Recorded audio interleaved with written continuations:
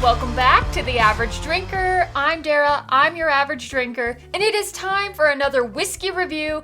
And if you guys know me, you know that I love Elijah Craig barrel proofs, and today I have the newest release from Elijah Craig. This is the ECBP B523, the B523. This one is 11 years and 5 months. I'm not going to get into that rant because I know a lot of people have gotten to that rant. It's not the 12-year age statement, but to me, that doesn't really matter. Like, if it's good whiskey, it doesn't matter. I've had private barrel picks from Elijah Craig that are 10 years old and 11 years old and 12 years old that are insanely good. So we'll see how this one tastes, but I'm not going to jump to any crazy conclusions about this bottle just because it's a little bit younger. Like, in reality, it's not that much different in age compared to the others. Like, it's just crazy to get all bent out of shape about an age statement unless it's something significant, or say you're having to pay like $100 for the bottle whenever it's like 6 years old instead of, I don't know, 12 years old. That would make a difference to me. I would be a little bit frustrated. So, I don't know. That's end rant. That's all I got to say about it right now. So let's talk about this bottle. Like I said, 11 years, 5 months. It's 124.2 proof. So here we go. Let's do this. Cheers to you guys. Thank you so much for watching. Thank you for subscribing, for liking, for commenting. Now let's get into the good part. Let's talk about the whiskey. So right off the bat, it actually is pretty dark in the glass. Has a nice dark amber color. Nice and dark. Now let's smell it. On the nose, it actually is a really nice nose. Lightly oaky. There's a good amount of toffee. There is a light salted peanut. Some caramel.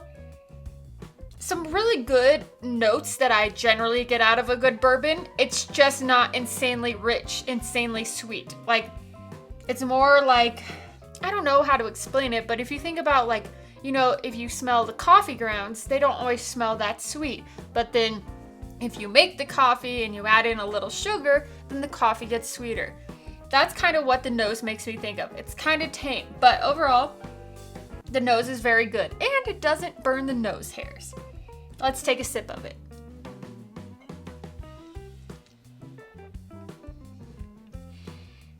Overall, the palate is pretty good. Right up front, there's a mild sweet note. There's some toffee, cinnamon, definitely some cinnamon on there. It kind of tingles. Even some black pepper.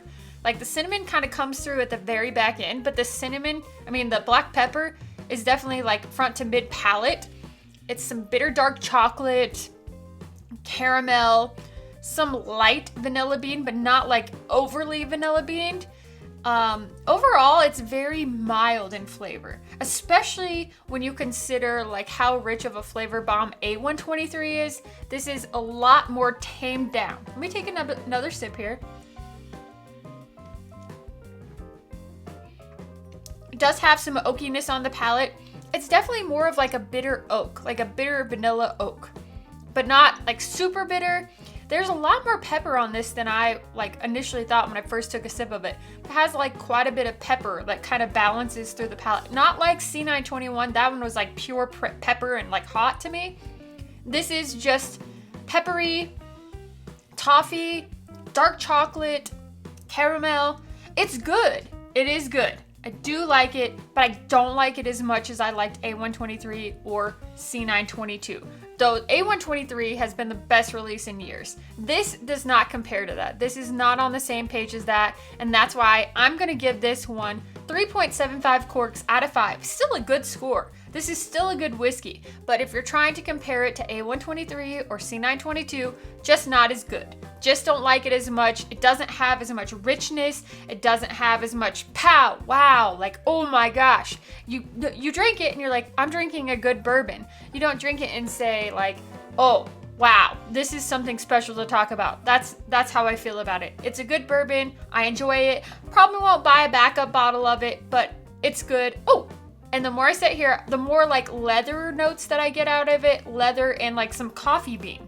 Might be because I was talking about coffee earlier, but that's what I think of this one. That's my review on it. Let me know if you've tried it. Let me know what your thoughts are on it. I'm always curious to hear. And that's all I got to say, so I hope you guys have a wonderful day. We'll see what happens when the next batch comes out because I'm going to compare all three then, and then we'll see where we go. So have a great day. I'm Dara, I'm your average drinker, and I'll see you next time.